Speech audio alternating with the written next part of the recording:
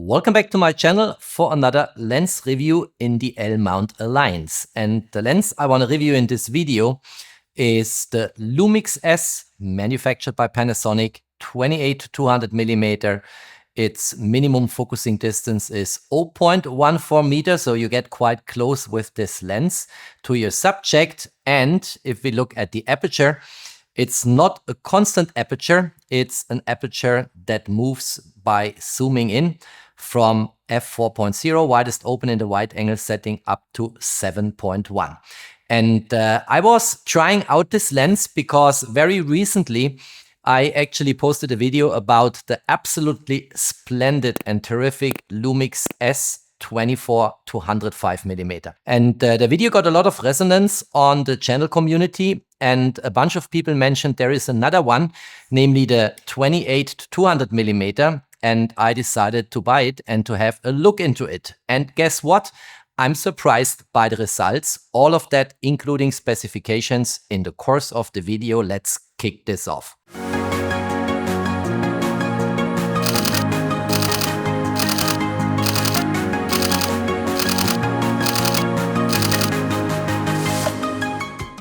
If you have not yet subscribed to my channel, please do so. Subscribe, hit the notification bell, support my work. Many thanks for that. All right, so another lens in the L-mount Alliance, and I spoke in my video back then when I reviewed the 24 to 105 Lumix-S lens about the benefits of the L-mount Alliance, and that I personally, I can only speak for myself, don't use that Alliance often enough for purchasing a more affordable lens, which nevertheless shows great performance on my Leica SL3 Reporter. And in this video now, it's all about the 28 to 200 millimeter lens. And astonishingly enough, if we put them side by side, the 24 to 105 is bigger, larger, more voluminous, and heavier.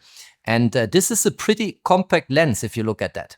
Have a look here. What do you think? I think it's well proportioned for my Leica SL3, and it covers a huge range in terms of focal length, namely 28 millimeter, and in the tele setting even up to 200 millimeter. And I will show you lots of sample images shot with that lens on my Leica SL3. Now, why is a lens that covers a huge range from 28 millimeter to 200 millimeter smaller, more compact, and has less weight than a lens which covers only, quote unquote, only 24 to 105 millimeter? That question is easily answered because this lens here is a constant aperture lens, and no matter where I shoot, whether I shoot at 24, 50, 85, 105 millimeter, what have you, I can always shoot widest open with an f4.0. Here on this lens here, I can only shoot widest open at f4.0, and then if I start to zoom, the aperture will start to stop down automatically. I'm going to show this to you in a moment. And that is the reason why this lens here has less volume and less weight than the 24 to 105. So let me put these two lenses again side by side. One is mounted on the camera body, the other one is just standing next to it. And you clearly see the different proportions here. Now, of course, here you really have a huge reach. So let's say you are on travel and you decide you want to do some wildlife photography. 200 millimeter carries you much more far than 105 millimeter. And this lens already is longer in the tele area than any other lens I compared it with in the last video, where I provided my fully fledged review of this lens here. 24 to 105 is already pretty far reaching in terms of tele area compared to 24 to 70 Vario Elmarit, or 28 to 70 Vario Elmarit, or a 24 to 90 Vario Elmarit in the Leica universe. So you get already significantly longer in the tele area with this lens than with its Leica siblings. But here you can climb up to 200 millimeter, but at the price of a variable aperture, which will stop down automatically if you start to zoom in. Is it a big disadvantage if you have a variable aperture compared to a constant aperture of f4.0? I personally believe yes. And this is also reflected in the price tag. So I showed you in the last video on this lens here that this lens here is priced currently at B&H in the US for around $1,300 US, which is significantly more affordable than any of its Leica siblings in the zoom lens camp. But this lens here is even cheaper. This lens is priced just below 1,000 US dollar at B&H. I think it's 997 US dollar the last time I looked this up. So in terms of percentage, you actually save a bunch of money if you decide for this lens here. And I'm going to show this in sample images, you can nevertheless also with a variable aperture nicely separate the foreground from a blurry background. So you have all options in terms of photographic creativity. Let's quickly talk about the wide angle capabilities of these lenses. And I think 28mm for me as a wide angle focal length is perfect. I really like it. And you guys who are more frequently on my channel or maybe even subscriber, in brackets, hopefully, you know that I love my Leica Q cameras. And there you have a fixed mounted lens with 28mm. So 28mm for me is home territory. I'm absolutely familiar with it. I like it. I like the field of view I can generate with it. So I'm perfectly fine with it. But for some landscape and architecture shooters, you might appreciate that extra wider, which you get if you can go from 28 to 24mm. And that is a classical wide angle focal length. 24mm is one of the most classical, most standard wide angle focal lengths you can have in photography. And there is a little bit of a difference. I'm going to show this to you in a moment here live in the studio. If you shoot with 24mm compared to 28mm, the angle here on 28mm will just be a bit more narrow. Let me quickly show you how this variable aperture works. So I'm here at 28mm now, and watch here how the aperture is changing. So currently we are at an f4.0, then at 35mm, immediately it starts to stop down. Look at that. I turn the focus ring and it starts to stop down. At 50mm, I'm already at an aperture of f5.0, while 4.9, whatever it is, 70mm is 5.5, 100mm is 5.8, 135 is an f6.2, and at 200mm I'm stopped down to f7.1, no matter what I want to have. The lens is just doing this automatically in sync with the camera. Now, the good thing is, if you want to shoot always as widest open as possible, you can just dial in at the wide angle setting in f4.0. And then it will remember that you want to shoot widest open. Watch that. It's an f4.0. I go all the way to 200mm. It stops down to f7.1. But if I don't change the aperture and go back into wide angle territory here to 28mm, it automatically comes back and opens the aperture wider up to widest open f4.0 at 28mm. So that is, I think, quite convenient that you have that mechanism. Watch it again. Here we go, f7.1, stop down. I don't change the aperture. It remembers this guy always wants to shoot widest open.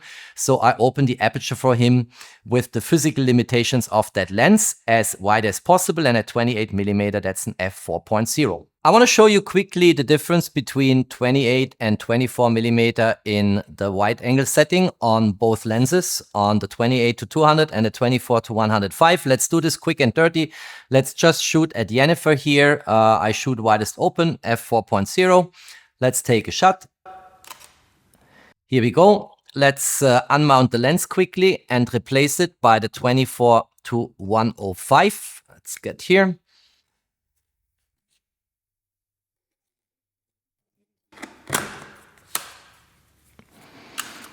Get this open, 24mm. Let's take another shot.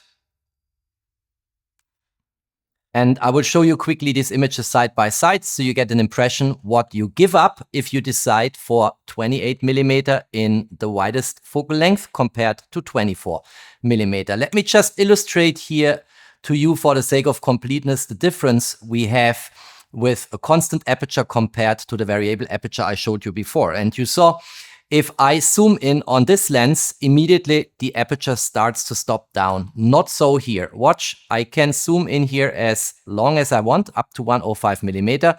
The aperture will always stay as I dialed it in widest open, and I can go back all the way to 24mm. That's the difference between these two lenses, and that explains why this lens here, the 24 to 105, is bigger, larger, more voluminous and heavier than the 28 to 200, because it needs a different optical construction to achieve a constant aperture of f4.0. Let's quickly have a look at these two images. On the left-hand side, you see the 28mm image shot with this lens here. And on the right-hand side, you see the 24mm image from the 24-105 Lumix-S lens. And you see that's clearly a bit wider. And you will see later in sample images, because I've shot a bunch of 28mm images, that this is, in fact, indeed very wide, but you get a little bit of being extra wide if you shoot at 24mm. And as I said, 24mm in classical photography is the more common focal length. 28mm became very popular with the Leica Q cameras, of course, and also with the Fuji GFX100 RF, which is a 35mm fixed mounted lens on a medium format compact camera. But if you apply a crop factor and calculate it with respect to a full frame sensor field of view, you also end up at 28mm. So 28mm gained popularity in the last years, in particular with the Q cameras, but 24mm is kind of the standard for a wide angle field of view you will typically have in photography. When I was shooting the lens on my Leica SL3 Reporter with its massively improved autofocus system since firmware 4.0.0, don't miss my tutorial on that firmware update, the focus behavior of that camera was very fast and very reliable. I had not a single shot where I used autofocus, where I could not use the image and present it to you later in sample images. And it's reasonably fast. Have a look. Let's do here autofocus single first, focusing at Jennifer, focusing at the background, Jennifer, background, Jennifer, background. Let's go into the tele area, 200mm. Let's see. Jennifer, background, Jennifer, background, Jennifer, background. Let's do this also at 100mm. Jennifer, background, Jennifer, background, Jennifer, and background for the last time. So this is pretty reliable. I want to quickly switch here from autofocus single to autofocus continuous, show you that the tracking works and the focus field will get sticky on Jennifer's face, discover the eyes. You can also toggle between the two eyes, left-hand side, right-hand side, all of that. I've set this up in a profile, in a user profile. So I just go here to the menu screen, and in the menu screen, I switch here from still images to people. And then it will recognize Jennifer. You see it here. So let's track her face. Let's try this out. I have pressed the shutter button. It switches immediately to her face and recognizes everything. And I can, let me half press the shutter button. I can move here freely. It will be sticky on Jennifer's face. No problem at all. So you can easily shoot people, animals, moving subjects with the general tracking feature and all of that with that camera lens combination. It just works like a charm. I had no issues at all. The technical performance of this lens is without any flaws on a Leica SL3 camera. Let's quickly go through the specifications of the lens so we get the complete picture. Before I go into sample images, I said already that this lens has a price tag of give or take $1,000. Here on the 24-105, we have 1,300. So that's an uptick by 30%, which a lot of us consider significant. So it's clearly a much more affordable lens than what we have here. The lens construction from an optical perspective is nevertheless quite complex. We have here 17 lens elements in 13 groups. We have one aspherical lens, 4 ED lenses, and 1 UHR lens. And of course, we are living here in the L-mount alliance. We have 9 diaphragm blades, and Panasonic promises that this gives you circular aperture diaphragm lights if you have bokeh in the background and spotlights there. And the aperture we discussed already. We have a filter size here of 67mm. So filters for that lens, be it an ND filter, a polar filter, what have you, will not burn a significant hole in your wallet. We have a weight of 413 grams, which is nicely manageable on the Leica SL3. So 413 grams, that's pretty cool. And the minimum focusing distance is 0.14 meter at a focal length of 28mm. If you are in a tele setting of 200mm, you have to move a little bit away from your subject. What is cool and is a similarity between these two lenses is that they are both classified by Panasonic as macro lenses. Now, there is a long, forever and never-ending debate in the community what magnification qualifies a lens to be called a macro lens. And a lot of people say it's only from a one-on-one magnification on, so 100%. But there are other people, and in this case, Panasonic is in that camp. They call it a macro lens with a maximum magnification of 0.5 times, which is, by the way, exactly the maximum magnification also of the 24 to 105 millimeter lens. And I find this a good habit. If you construct zoom lenses, make sure you have a minimum focusing distance and a magnification that gives you flexibility to use the lenses also for product photography, close-up shooting situations, and macro type shootings. The lens is fully dust and splash water resistant. I show you quickly the rubber sealing. Let's unmount it.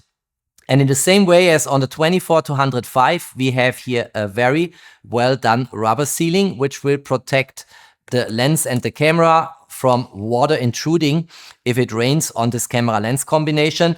And Panasonic also officially classifies the lens as dust and splash water resistant. And the operating temperature is -10 degrees to 40 degrees. So this is for most places on planet Earth enough. If you are in Egypt and take photos with 50 degrees, and I'm mentioning Egypt the second time in videos here is because I'm going on vacation there very soon. Then if it is 45 degrees or 50 degrees, I have a hard time believing that this camera lens combination will give up and let you down. I want to walk you now through sample images, and then I will come to conclusions and provide my own personal recommendations and thoughts on this 28 to 200 millimeter lens versus the 24 to 105 millimeter lens. So buckle up, it's a lot of images, and I hope you will enjoy the tour. All right, it's time to look into sample images. I did shoot this lens a lot, and here are some samples which I wanted to show to make my points. First of all, my shooting location. This is right at the shooting location. I was walking in a small village. You see here Lake Zurich, and the small village is here. Is called Lachen. I don't think there is a proper English word for that village. And the first series of images actually will be here over the lake from Lachen to the village called Rapperswil, which I showed a couple of times on my channel. And in the center of the frame, you will see a little castle, and we'll explore together what the huge focal length ranges you get from 28 to 200 millimeter by shooting over the lake and then walking along the focal length markers on the lens. So from 28 to 35 to 50 to 70 to 100, 135 and 200 millimeter. So here's the first shot, and you see in the center here, tiny little castle on the other side of the lake. Nice boat with people who are fishing here. And this is 28 millimeter. This is 35 millimeter. Castle is a tiny little bit bigger. This is 50 millimeter here. This is supposed to be 70 millimeter, but the metadata says I dialed in 69 millimeter. Let's call it a 70.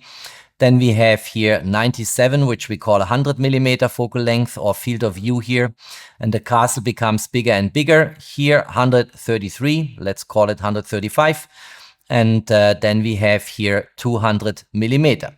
And that's kind of the perspective you have along all these focal lengths which are offered, and of course everything in between by interpolation. And let me stay cropped in to 100%. So you see this 28, 35, 50, 70, 100, 135 and 200 millimeter. And that's kind of the journey you can go with that lens.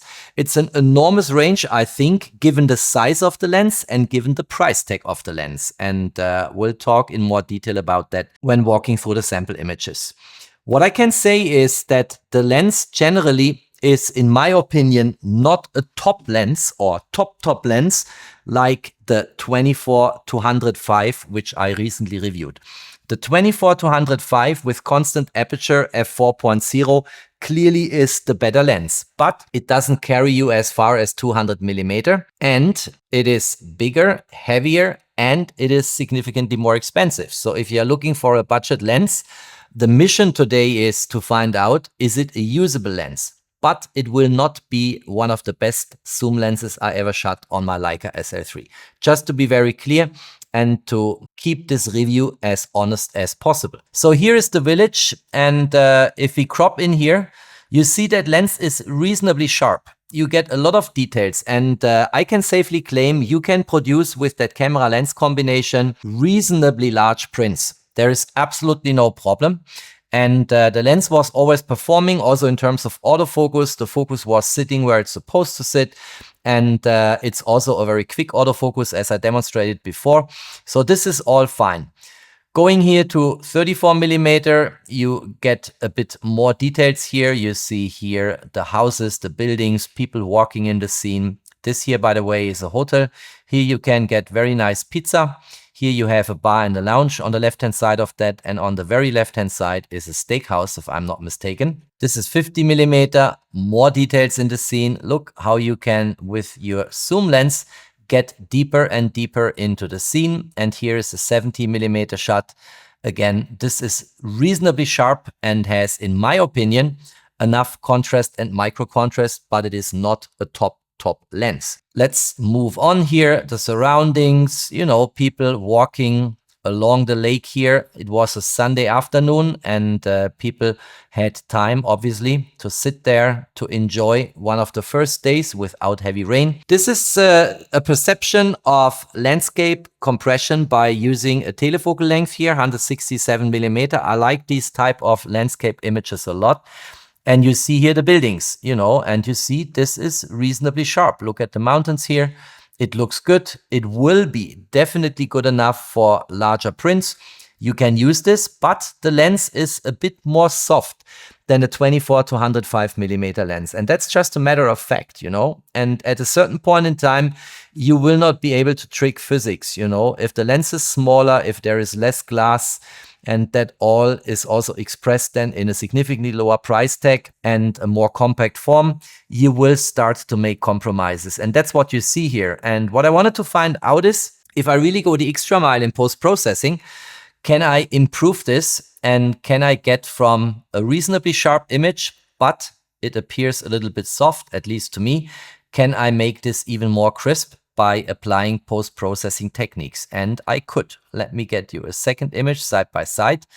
And if we look here, the left-hand side is the image you just saw. The right-hand side is the image where I applied not too much, but a little bit of Topaz Sharpen AI. That's an artificial intelligence-based sharpening algorithm here. And you will see this immediately gets more crispy. And if you're obsessed by sharpness, the left-hand side might appear a little bit more soft to you. The right-hand side will definitely get the job done. I think that looks good. Look at the mountains here. And you see very likely even on YouTube with video compression the difference between the left-hand side and the right-hand side. And that's a little bit my takeaway here from that shooting and that exercise to work even further on the images. All of these images are only a little bit post-processed, but on this image, I spent a fair amount of time because I wanted to see how far I get. And the conclusion is I get very far. And whatever might not be to your liking in terms of sharpness, for instance, you can manipulate this in post and get a really good result. And that is an important takeaway for me, because if in these images which you see now here, something is not as you like it, there is not a single situation where I think you will not be able to correct this in post-processing, including contrast, micro contrast, and sharpness. And you are not obliged to take images out of camera as they are. You can always work with them. That's an interesting image here, in my opinion, with these apartment buildings who block the view towards the mountains. I can imagine if you sit inside these apartments, you have a very nice view, but if you pass by, you might not like that type of building here. But, you know, someone built them and it seems they are occupied by people who live there. There are actually several of these buildings. This is another 28mm perspective. And I think over time, I was walking there around an hour. They started to fascinate me. Look at that. I think this is very interesting and not so typical for Switzerland. But this one here is probably very nice if you sit inside. But you see, the camera lens combination catches all kinds of details in that scene. And I'm repeating myself, for large prints, definitely good enough. Oh yeah, here I wanted to show you very often if you shoot wide angle f4 or f5.6, if you are not aiming at the near distance, but you focus at infinity, will give you a very wide depth of field already. And that's actually the case here. Look, this is already here very sharp. I was focusing at the buildings, which is kind of infinity focus. And in the scene, kind of everything is sharp and in focus. It looks really nice. So you can actually shoot that lens most of the time at f4.0, but as I demonstrated before, if you zoom, it will start to stop down. This is again a tele focal length. I was aiming at 100 millimeter, but the metadata says 97 millimeter. And I like this combination here. Single family houses in the foreground, then here a construction site, obviously. And then in the background, the Swiss mountains, and sharp, clear, and crisp. Looks good. Here a river with a bridge. Let's quickly crop in. Let's continue. You see here in the scene, by the way, this is 70 millimeter again. Tiny little people walking here, just enjoying a Sunday afternoon where finally it stopped raining. Very nice. Here I wanted to see if I get straight lines everywhere or if there are any distortions. So this is, I would say, a classical architectural shooting situation, a building in front of me. And there is actually not much distortion I see in this image. It looks really good. All the lines are fine. No lines are bended. I think it looks good. And I can imagine you can shoot decent architectural photography with that lens. This car here caught my attention. I generally like SUVs. I would never decide for a white color for a G-Wagon. But, you know, maybe if you have fun doing it, drop me a comment what you think. Is this an appropriate color? I would probably always choose this car in black or maybe in dark blue or dark green, what have you. But the longer I looked at it, the more I thought it looks fancy and posh. Look at that. And see here, it's a V8 engine and all the details are there. It looks really good. Walking here and taking more images. Here I wanted to show you if you are in near distance. I was about 1.5 to 2 meters away from that blue fence. And this is an f6.6. Then if you are shooting and focusing in near distance, you will get very quickly a nice separation of foreground from background here. And you see the background is blurry, the fence is sharp and in focus. And this is clearly possible with that lens, although, first of all, it's not super wide open in its widest setting. And second, it has a variable aperture, which starts to stop down if you go more into the tele area. But you can use it for separating foreground from background. And I will show you a couple of more images where you see this very clearly. Moving on here, this is the big church in the village. And you see, I was taking that photo exactly at 3 p.m. And again, good contrast, micro contrast, good sharpness, looks really good. Here I think it would not harm to get fresh color on some of these buildings here, but it is what it is. And not every house owner in Switzerland has the budget and the funds to get their houses renovated. And it also is providing kind of a charming character in these smaller villages. Let's move on here. Yes, this is what I wanted to show. We spoke about the macro capabilities of the lens. I would rather call it a close-up capable lens. And here you see that was shot at the minimum focusing distance, but with a tele focal length, 200 millimeter. And the background is very, very soft, very nice. And look how the color rendering here in the transition appears and how the separation of a sharp foreground towards a very blurry background is working in that image. I think actually this is an image, if I would see just that image from the lens, I would not guess that this lens is as cheap as it really is and as small and compact as it really is, because this looks to me like top-notch image quality. So for product photography and close-up shootings, this lens in particular in the tele setting is pretty cool. Look at that. Here another example, look at that flower. Every detail is in a perfect way captured here by that lens. And I think this is remarkable, right? Given the size, given the price tag. So this looks really good. And remember that for a moment, because I will come back to that image in a second. I was really surprised to see that even in the extreme tele setting, it is that sharp. Because very often if you have universal, let's call it a travel zoom, it's not really satisfying in terms of results what you get in the extreme tele end. And here it's 200 millimeter. But this lens really delivers. Look at these two images here. I think this looks really, really good. Let's move on here. A sculpture in the lake. Nice, sharp, Looks good. Let me do this a bit more quickly here. Here again, that's basically underpinning what I said before. Some of these buildings in the village of Lachen would probably appreciate some renovation and fresh color on the outside walls, but it is what it is. But what I wanted to show here is, look how these posters are rendered and replicated here. Everything can be read. It's really good. And this is now at 28 millimeters. So what we learned from the last few images, namely this one here and this one here, is the lens delivers very sharp footage in the extreme telefocal length of 200 millimeter. And it also delivers extremely sharp images at its widest setting in terms of focal length, namely 28 millimeter.